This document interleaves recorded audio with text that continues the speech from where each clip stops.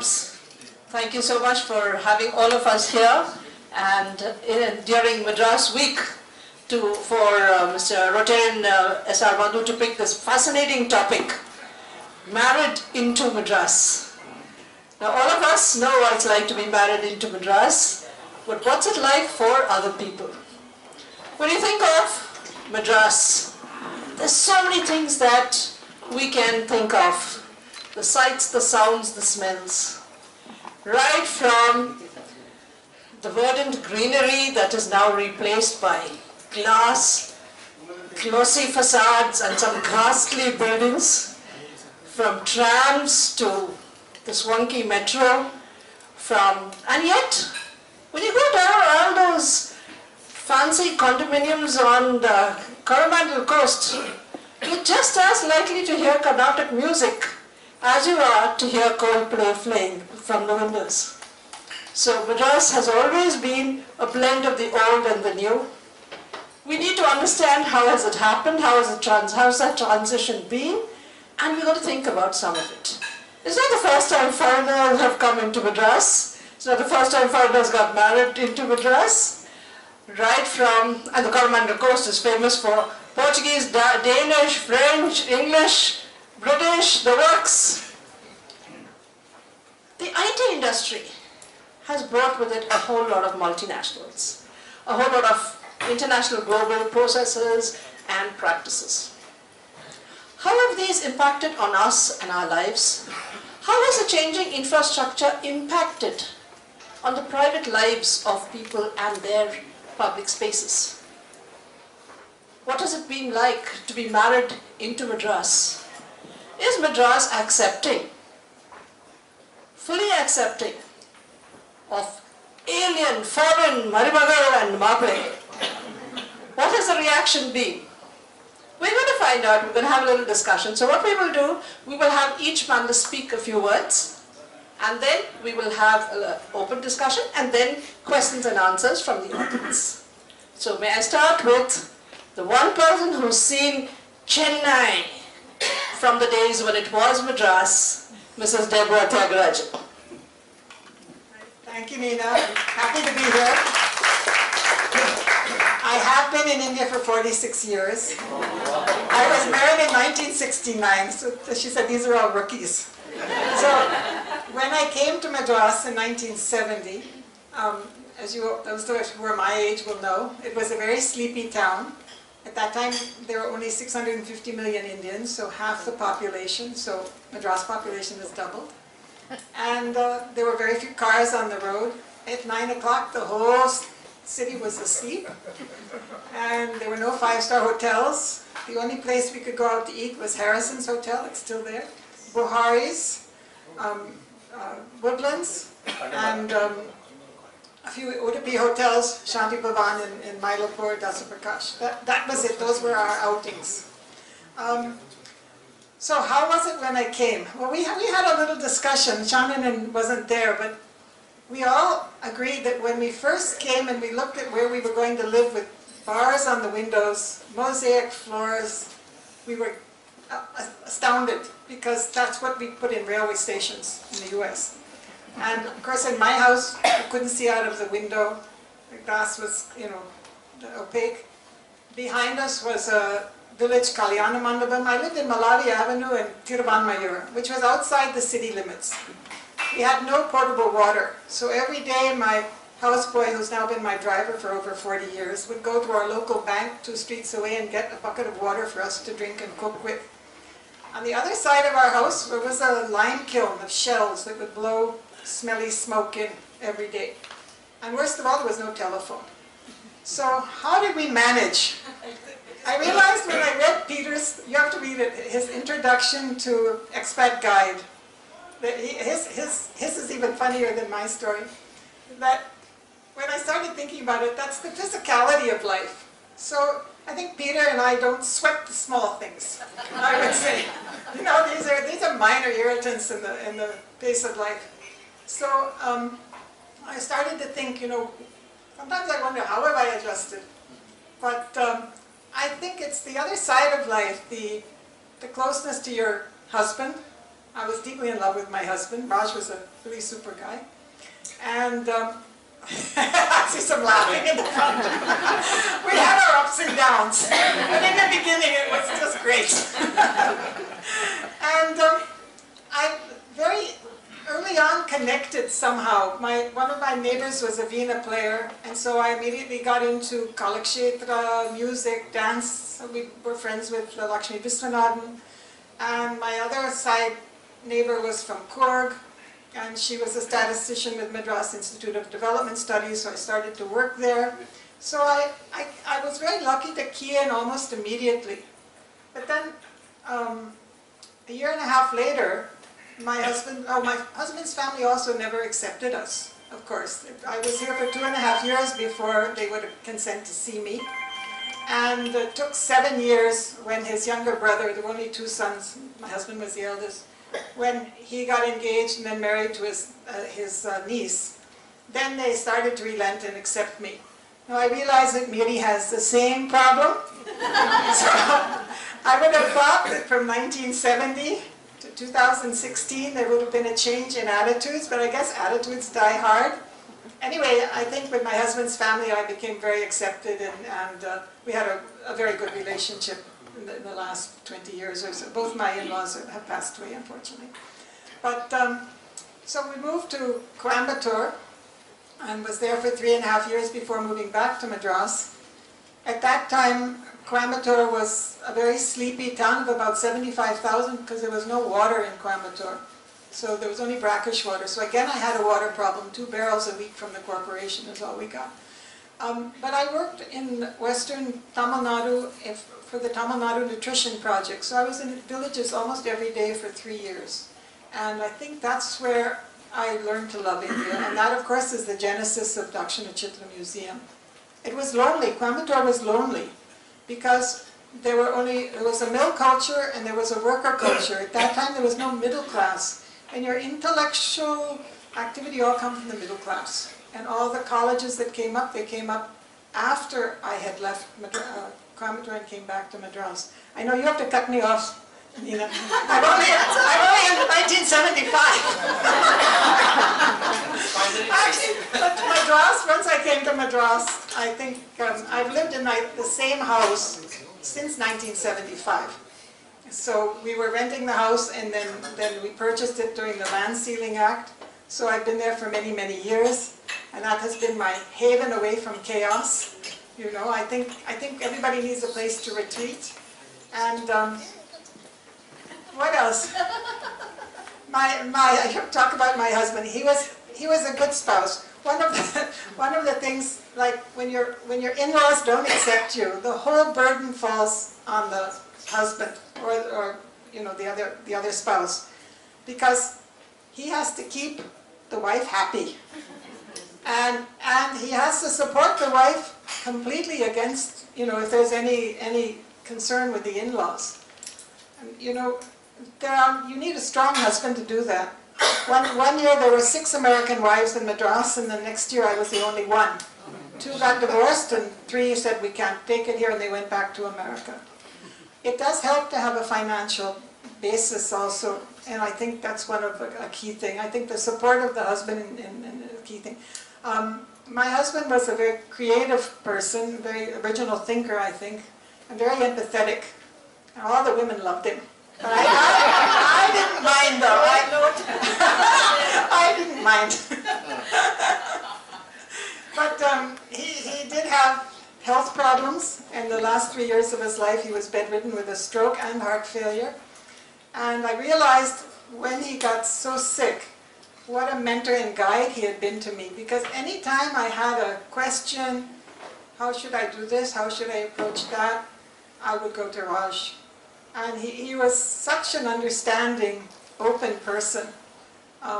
Sometimes his family wonder how he was brought up so differently, how he came out so differently from the rest of them, because they're all very religious and he was basically an atheist. But he was I think he was a very rooted person, and again, very creative. So when he got so sick and I could no longer ask him anything because it would have been too debilitating for him, then I realized how lucky I had been, because he was really a very exceptional person, I think, particularly as a husband. I think I'll end with that. Now I am so sorry to cut you short. We had a little discussion earlier, so we'd love that. I think Miri is the right person to take over because she's got so much in common with what Deborah said. Right. Well, my husband is born and brought up in Chennai. Basically, we studied together in Switzerland in 2003, and we fell in love. And later, after 2 years of our love, we got married. And now we have small daughter, 2.5 years old, and another baby, small baby, coming soon. So, thank you. And it's been, since 2010 February, I'm here in Chennai. Initially, I came to Chennai in 2004. The time I came to see where my husband is from before marriage and understand what kind of culture he is brought up.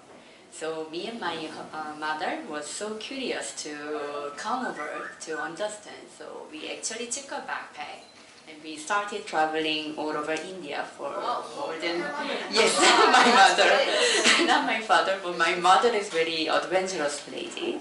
She also traveled in US alone for like months, and she goes around the world actually. So me and my mother, we travel all over India over several weeks and saw different parts of the country, and we finally came to Chennai also. And my first stay in Chennai, he booked a small hotel in Coimbatore actually. So we arrived in the middle of night. I saw nothing at night. And the next day I was just curious to see how the city is. So we just walked out of the hotel and we realized it's just so different. We are in the middle of India where I have seen before. And we crossed the road. It was actually Coimbatore flower market where we went into. It was so crowded, so much people, and I think the young sellers there, they haven't seen foreigners before. And actually, as unexpected, we were fully covered by so much people there. Me and my mother, they were following us all over, young kids, young sellers. And they are selling flowers, but they actually gave a lot of flowers to us for free of charge. And yes, it was very sweet of them. And I was so surprised and so impressed at the time how much people are so happy here, actually. Because in my place, many people are always thinking about who is living better, and they compare themselves with other people, and they always demand more. But whomever I met on the street, they just appear so happy. And even the poorest beggar on the street, whomever I saw, they probably have nothing in his pocket, but still, he's so happy. And it just reminded me, happiness is probably not very far away from you. It's probably within yourself. So yes, that was my first impression in India actually. So it's been 7 years and I'm so used to this place actually. Yes. And it's quite difficult for me to think back like a fresher now because I'm so used to the places, so used to the place. I also started learning Tamil as well as a survivor, and people really love it as well. So this is about me. Excellent. If you have any other questions, you can probably ask me. Yes. So please reserve all your questions. Give a nice loud round of applause. We shall move on to Shannon, who's had a totally different history from both of these, but let's hear from her. I met my husband 12 years ago in the US. We met at a shisha bar. Neither of us smoked at the time, but that's where his brother was going with his our now sister-in-law. And I saw him and I said, oh my gosh, he's so handsome.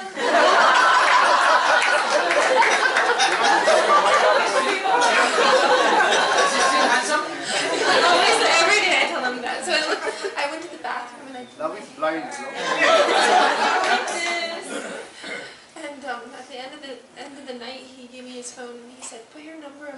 I said, no, you put my number in your phone, I'm not going to do that. It's the beginning of days of cell phones, who says that?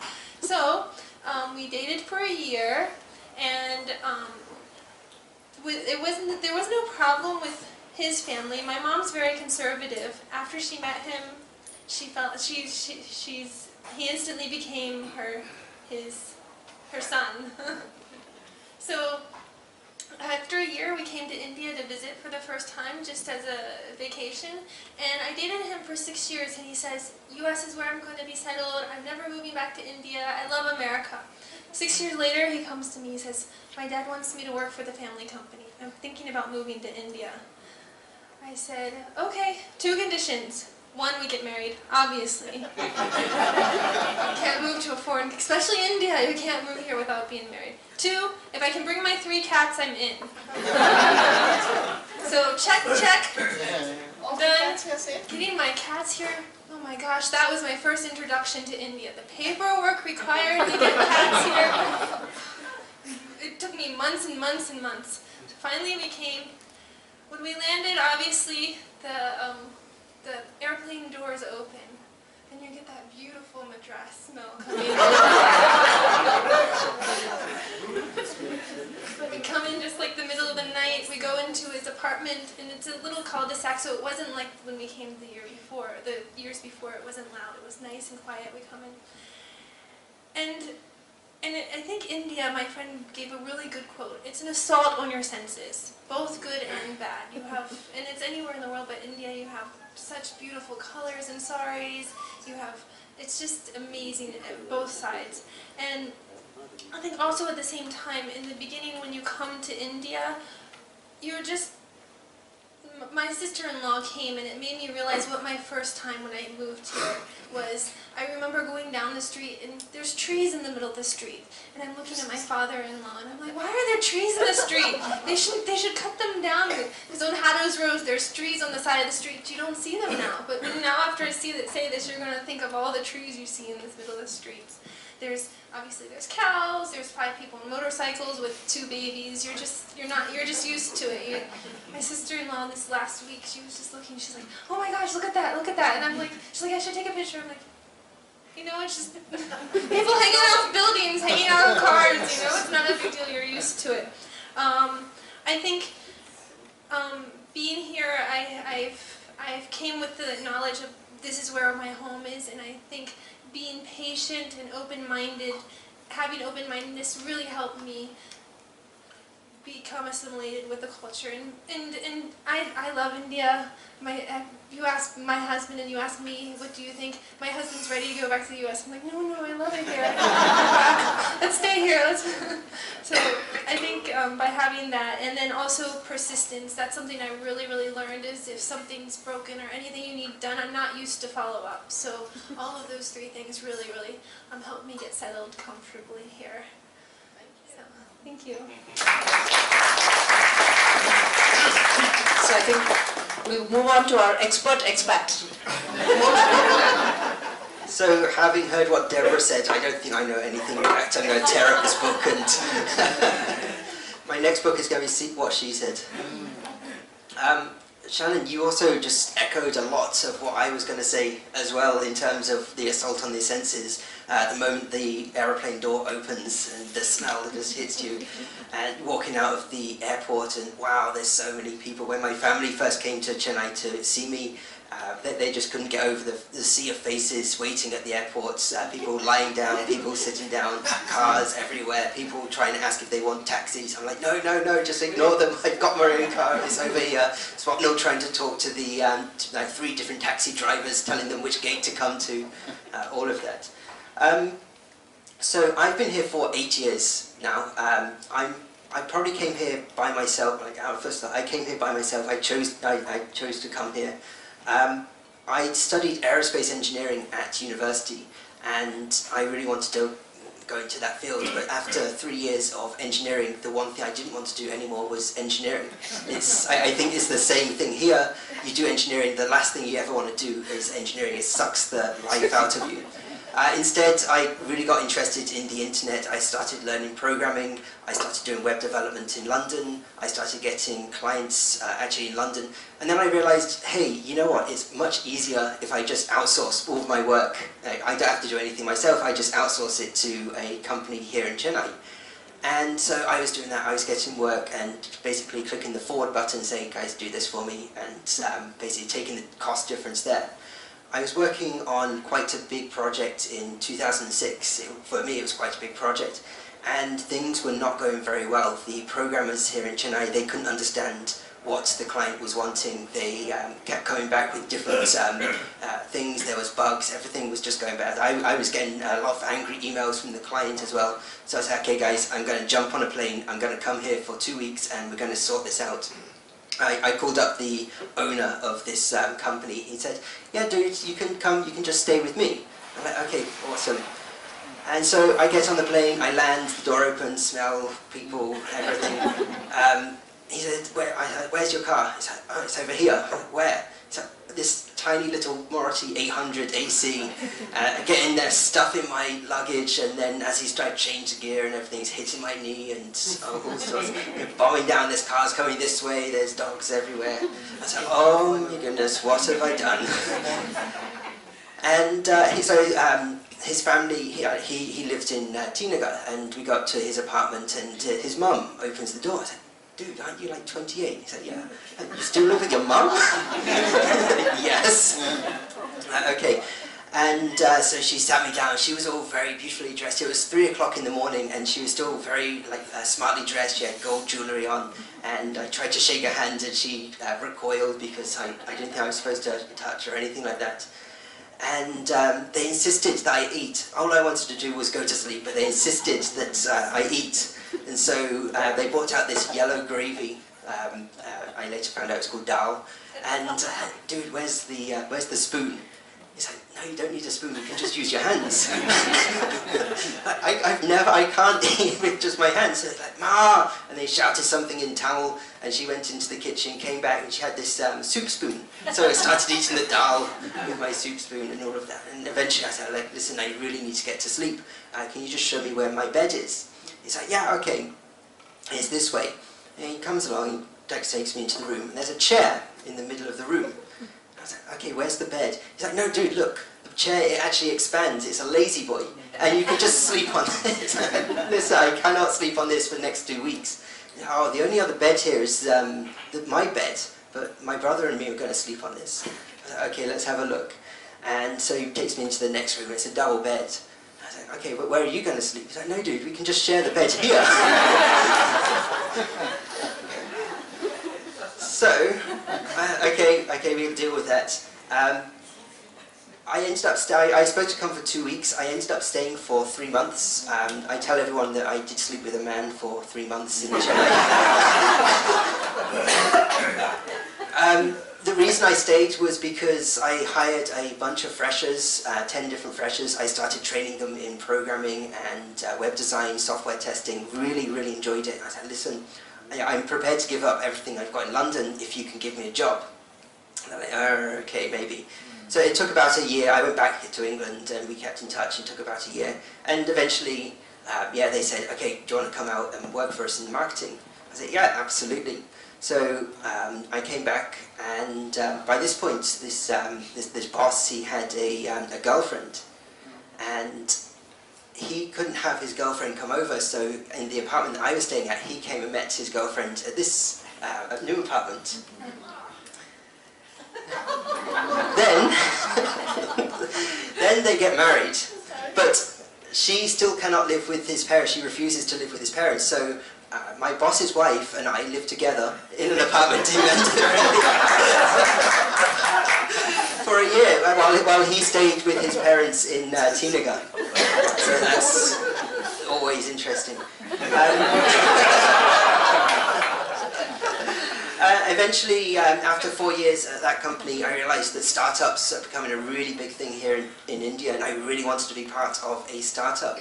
So I started looking around, and it just so happened there was a conference happening here in Chennai, and everyone was talking about these startups and funding and how exciting it is. I put my hand up, I said, listen, you guys are all getting funding. All these startups in America, they're hiring all your smart guys out of IIT.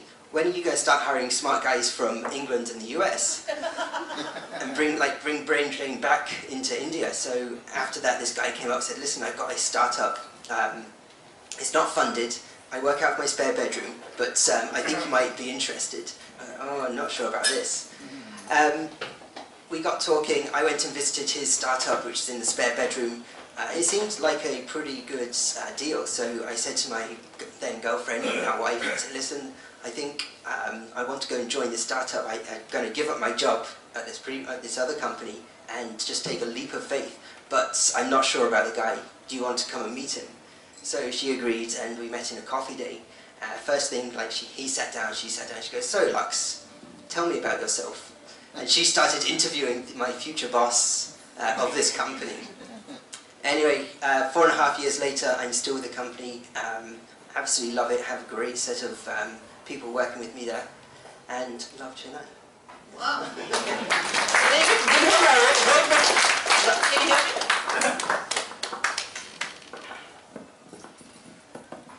Right, so I think you can give him a round of applause for saying he loved Chennai. Absolutely politically correct statement to make at this place. So we move on now to a little bit of discussion. And I'd like to open this to the panel. How did you decide on Chennai? Between the couples? I think Chennai chose me. All right, Chennai chose you.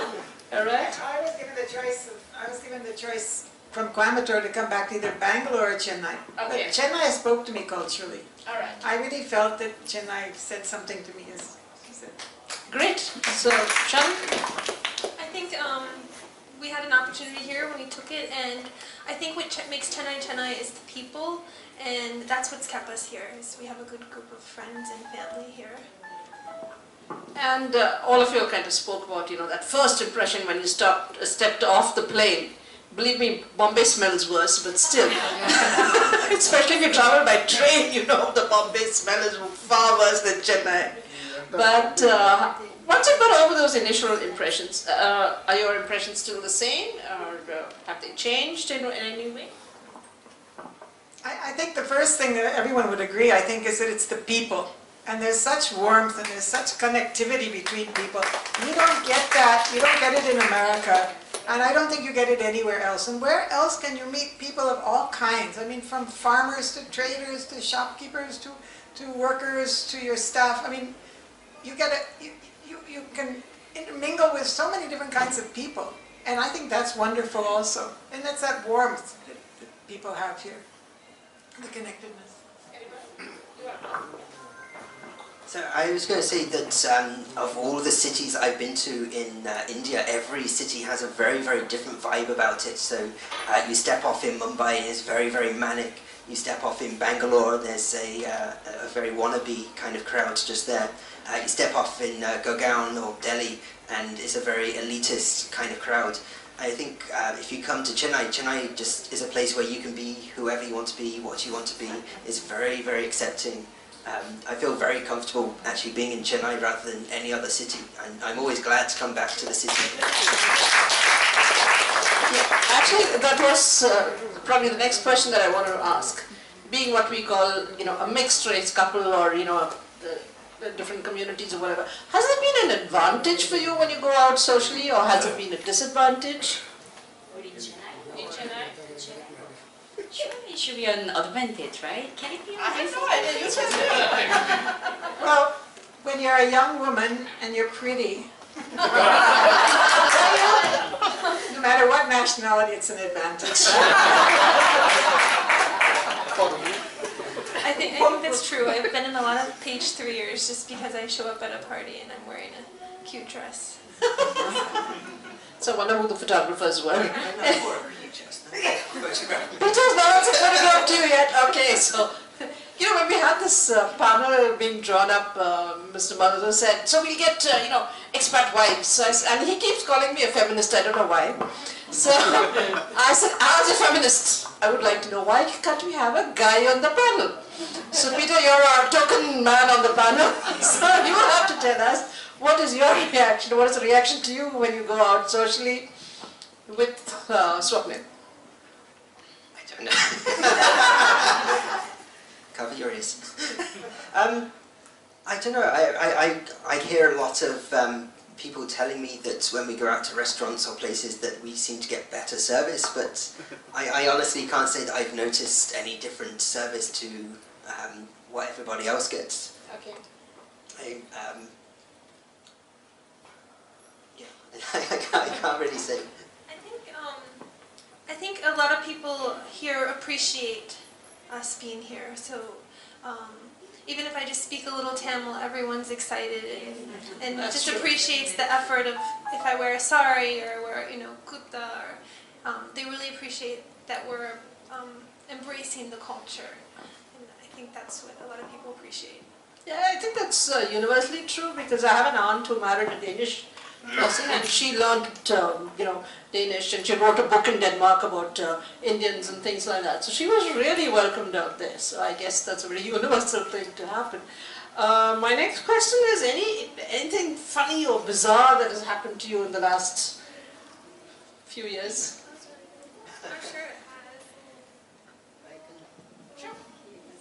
Sorry, I simply, because I've written everything, that I remember everything.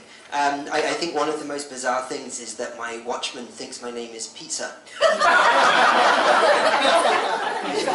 and not just because I order so much Domino's, but pizza, because he asked me for my name for the maintenance receipt, and I said Peter, Peter, no, Peter, Peter, no, Peter, and then in the end I get the maintenance receipt, it's P-I-Z-A, so my name is now Mr. Pizza from I think one of the other things, I used to live in Mandaveli, but I had to move because all the auto drivers kept thinking I was saying my head hurts, and not the place where I wanted to go, so in the end I had to move to everywhere I said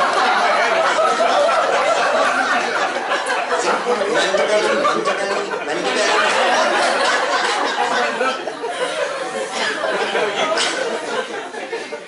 So I had to move.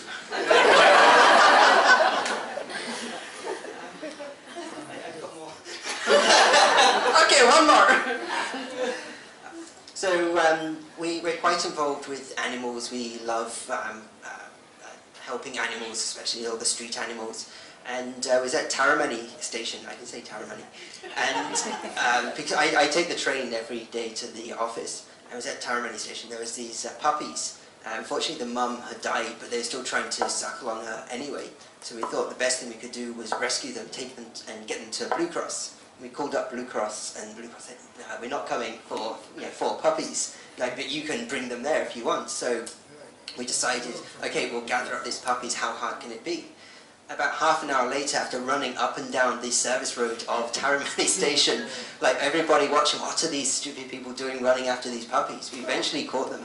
Unfortunately, one of them had bit me in the process of it, so I had a finger gash and all blood was streaming down. I was like, I think I need to go get rabies shots. And so we got to the hospital. I had to call my wife, hey, listen, you need to come to hospital. I've been bitten by a puppy. She's like, what's going on? I said, no, it's nothing bad, it's just a small cut. And we get to the hospital and the person on the triage, said to the nurse on the triage, said, what's happened? I said, I've been bitten by a puppy. There's some blood just here. And there's people like broken bones and sweating, almost a fever and everything. And they made way. I think, I'm not sure why, maybe like the rabies thing, thought they was like, okay, he's got to get injections very quick. The doctor said, have you had any injections yet for rabies? I'm not sure. He goes, well, it's going to be very painful on your bank account and like painfully on your body as well. I said, okay, I think I need to find out. So I phoned up my mum. I never phoned up my mum, ever. So the fact that I phoned her up, she knew immediately there was something wrong. And I can imagine there's not much worse things than actually having your son call you up from a foreign country saying, have I had rabies injections? It's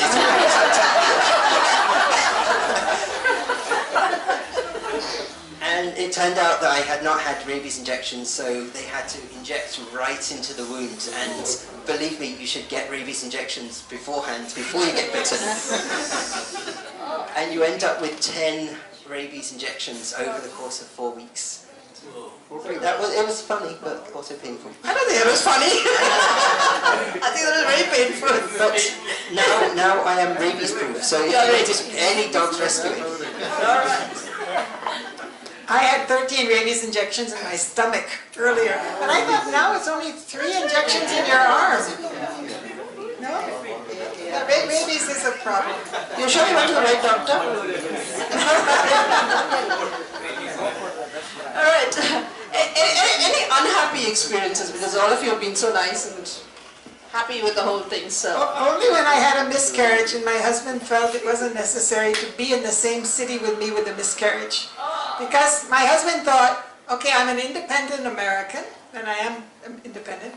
So Americans always go alone to the doctor. They never take family members with them. So he thought, okay, I'm going to treat her like an American. But when he has to go to the doctor, my goodness, I have to sit there the whole time. So that was, I think, only medically, it was the only conflict we had. I almost never forgave him for not being in Madras when I had a miscarriage.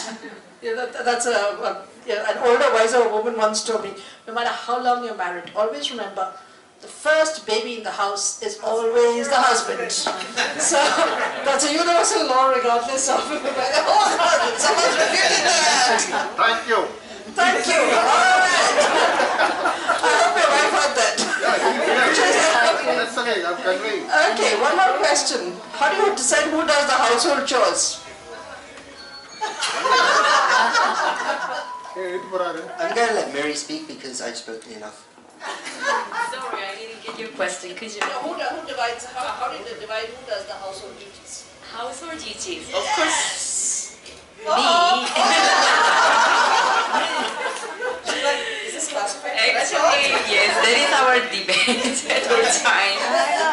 And my biggest complaint is actually, he tried to help me as much as possible, but he's not having enough time. Maybe an excuse, I don't know. Lots of Indian But- women, I think men have the same problem. No time And around the house. yes, when I want to take out one suitcase from my wardrobe, top of the wardrobe, he will ask me to wait until tomorrow, until the driver comes, and he will make sure the driver takes down the bag.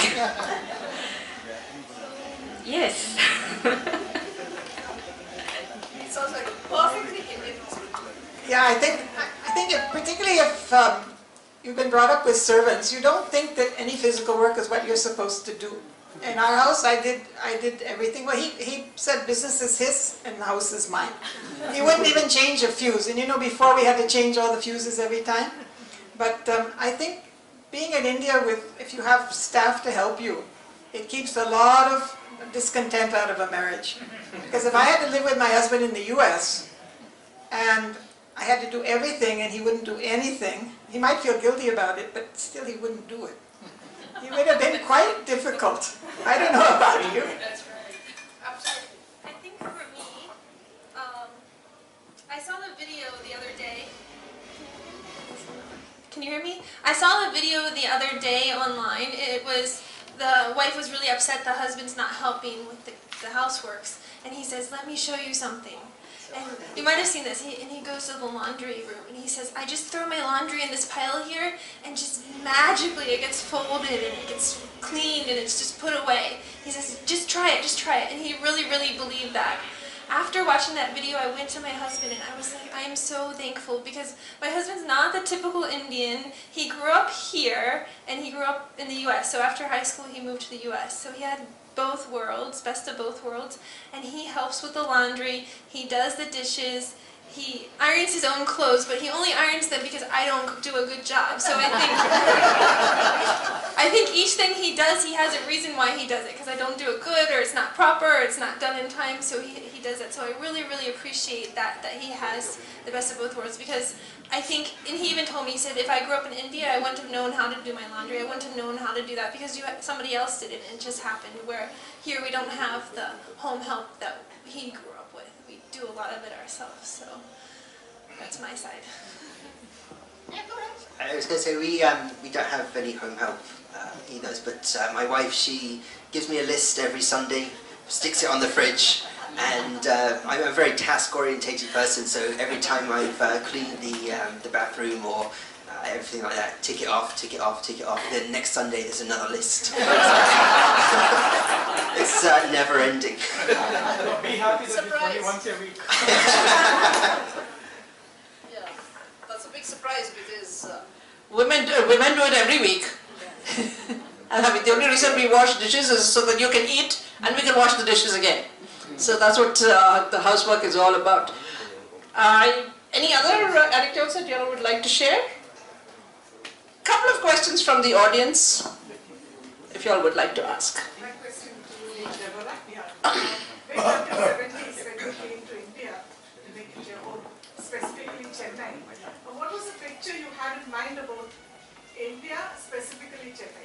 What was it? Did you at all hear about Chennai and did you know anything about it? Well, I was working in the international division of UNIVAC, Sperry Rand, which is now Unisys, and I had a trip between Germany and Japan. And so Raj said, this was in 1968, so he said, why don't you stop in India on your way?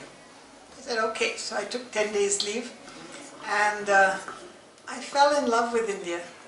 And who was my guide? C.K. Prahalad, I don't know if you know him. He was Raj's best friend. So he ordered my trip a little bit too managerially, because he wouldn't let me be alone with my husband.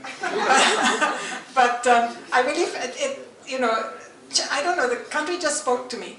So, but still, to go back home and then make the decision to come and live in India was not an easy decision, because my husband said he'd only live here, and he would not live in the US. So it's hard to make a decision after that, because I knew I had to give up everything. And my parents, it was hard for my father to accept. My mother cried every night for years. Even after I'd been married for 25 years, she calls me one night and she says, I'm still so angry at you. You're so far away. But then my children all went to the US to college and were very close to my parents. But I don't know, I think what you said, being open-minded, and I never judge. I don't know, I had a lot of anthropology, so I realized that every society is sort of all interconnected as a whole. You can't say, oh, this is wrong or that's wrong of a society. So I never judge. Maybe that's one of my problems. But no, well, my husband used to tell me in the US, he said, I'll let you ask me one question a day about India. No more. And Yes. So for all of you, which food do you like? And which food do you like in Chennai? all food. I think They're all seafood lovers. Whatever food they see, they love. I agree. One of the first things I learned to make was idlis, because that's my favorite. I have to have it a couple times a week with coconut chutney. So I'm a paneer monster. A paneer monster. Anything that has paneer in it, I will gobble it down.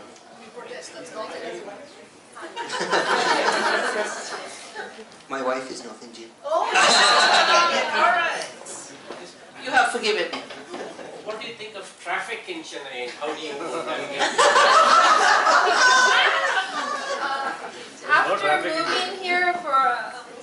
After moving here a month, being a very independent American woman, and not being able to drive and not having Uber and having to yell at the auto drivers, I told my husband I wanted to go to the grocery store. He says, no, I'm too tired after work. I said, fine. And I grabbed the keys and went out the door, and I was like, I'm driving myself. He's like, oh, no, I'll go with you. And I think right after a month learning how to drive, you just have to have an open, it's different mindset. In the US, you worry about what's behind you, and in India, you worry about what's in front of you. Who cares what's behind you, right?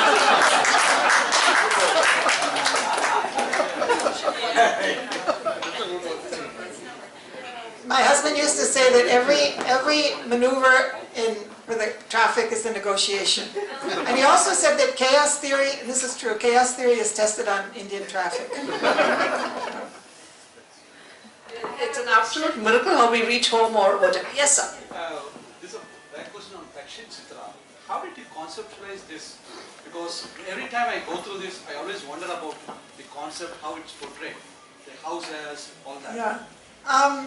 Of course, it was a long process. I founded the society in 1984 I had been in India 14 years, and I realized I didn't know enough about India. And I had worked, I told you, I worked for a little over 3 years in Western Tamil Nadu in villages.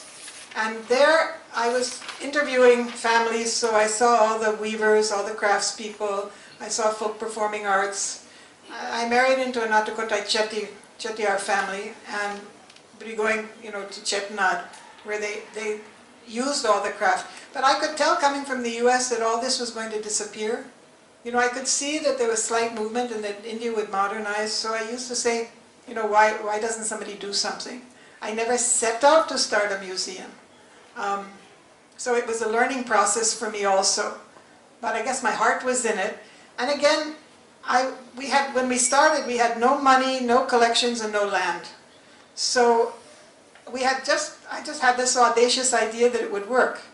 And so many wonderful people, volunteers, helped me. And that's where the love for the country comes, really. Men who were retired, who lived so simply, but felt they had everything in the world, so they could give all their time and expertise to Dakshin Chitra. And Laurie Baker was the architect, and so he actually did the original sort of layout of how Dakshin Chitra should be. Then we did about 12 years of research, because it took us that long to get land, basically, and to get started. So we got grants to research architecture in each of the 4 states. So it took 2 years, put teams together. We researched folk performing arts. And so with that whole basis, in between I went back to the US for 5 semesters to the University of Pennsylvania. Because I knew I had studied a lot of anthropology, but I felt I didn't know art history. I didn't know Indian art. So I did Indian art history at the University of Pennsylvania. I also joined the University of Madras and did my PhD at the University of Madras in ancient Indian history and culture. So it was a wonderful learning experience for me. And all the research in all the villages, of course, was what was so exciting to me. So, again, I feel totally enriched by my experience in India. Yes, sir. I have a question. If you are, 1 second. if you are provided with an opportunity to complain about your spouse, what comes first? Oh my gosh! This is moving to uncharted waters.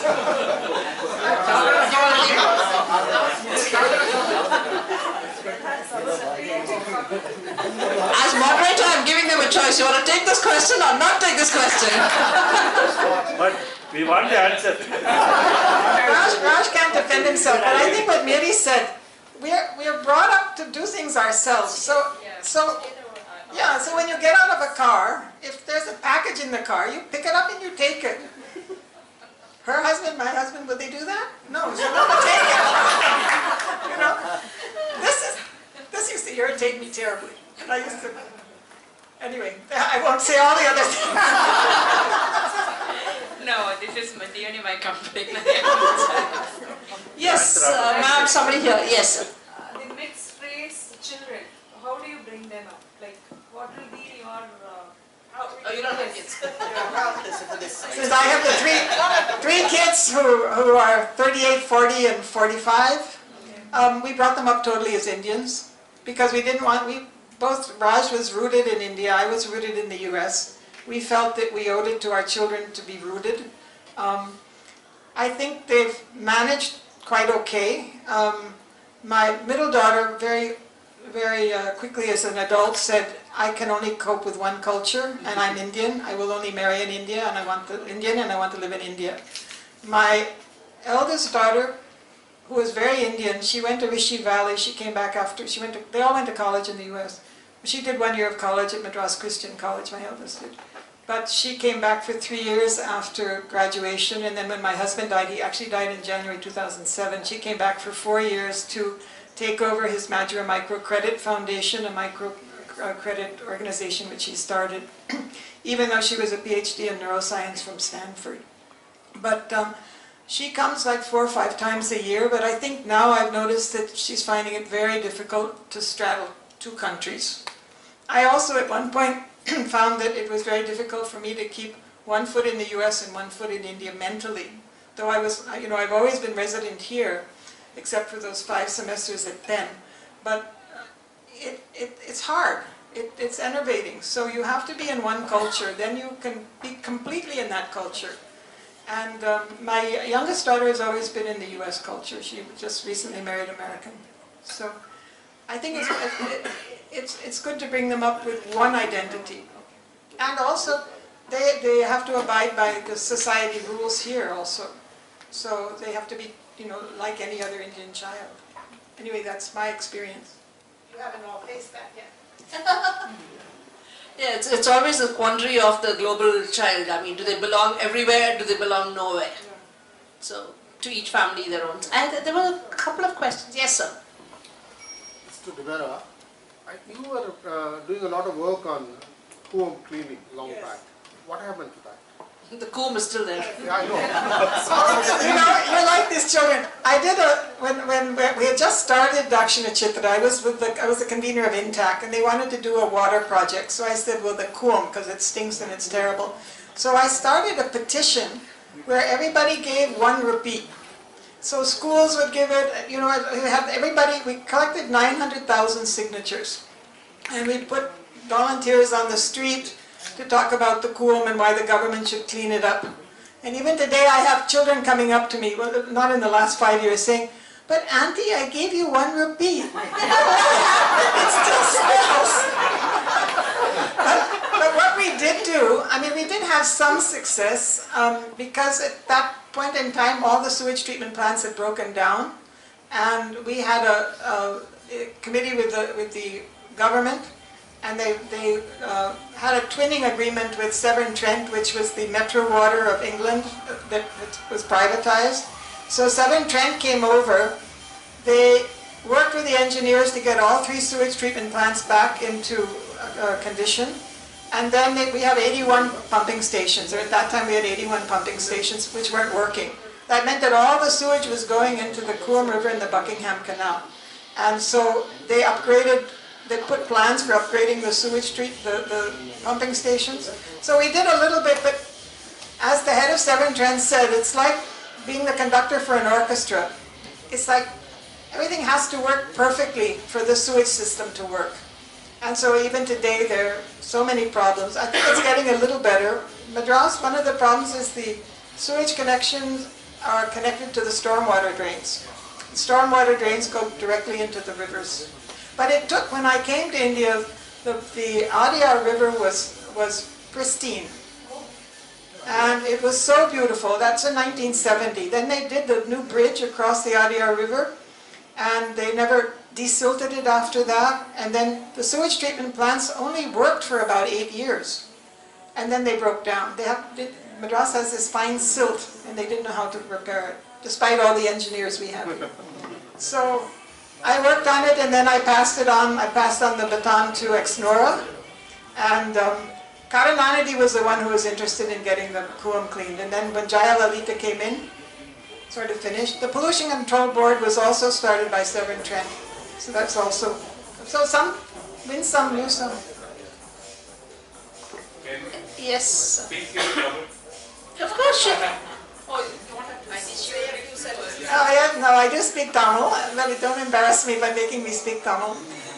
I think one of the things I've always loved is language. And I always feel that you can't understand the culture unless you know the language. And my husband's family was all very Tamil speaking.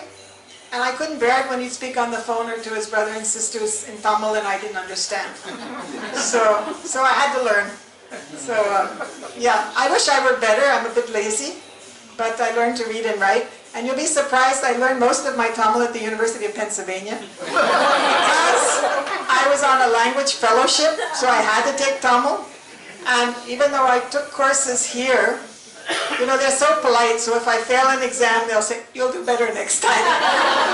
But then, by gosh, you do the work, and you take your exams, and you have to pass. So I really had to bear down and learn. So that's how I learned. And also with all the research I did in Coimbatore, which is all in Tamil. One last question. If you were to lead life all over again, would you come to Chennai? Love to put a bar at the center. All right.